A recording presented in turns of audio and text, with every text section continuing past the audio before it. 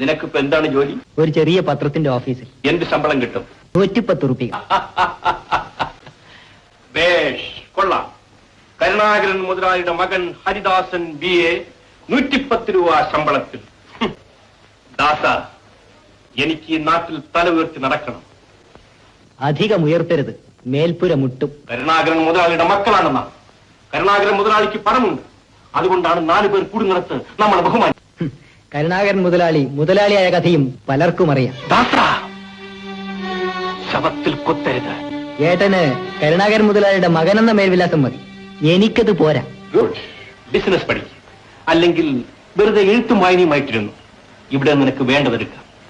എന്നിട്ട് മാന്യന്മാരെ പോലെ ഹൈ സൊസൈറ്റിയിൽ നടക്കുക. വേണ്ട, എനിക്ക് ഞാനാവണം. നിന്റെ 110 രൂപയുടെ മേൽവിലാസം. അതിന്റെ മാന്യത ഏട്ടൻ അറിയില്ല.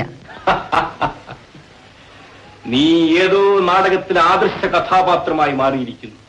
ആദർശമല്ല പറഞ്ഞത്, അസ്തിത്വത്തിന്റെ കാര്യമാണ്. മലയാളം ഏട്ടന് മനസ്സിലാവില്ലെങ്കിൽ പറയാം. എക്സിസ്റ്റൻസ്. നിലനിൽക്കുന്നു, ജീവിക്കുന്നു എന്ന ബോധമുണ്ടായത് ഇവിടെ നിന്നും പുറത്തു കടന്നപ്പോഴാണ്. ഞാൻ അടുത്ത ആഴ്ച തിരിച്ചു പോകും. നീ പോകുമോ?